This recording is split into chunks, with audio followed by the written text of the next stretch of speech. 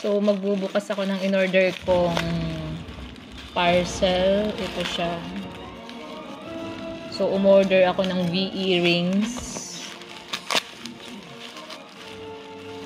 from the shop of kanino nga ba itong shop?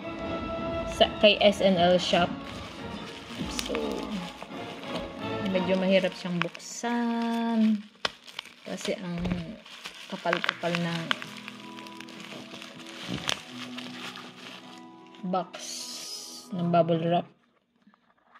So, yan siya. Oh my God. Ito na siya. So, ito na siya yung VE rings. So, ang grams niya ay 0.42 grams. As in, ang liit.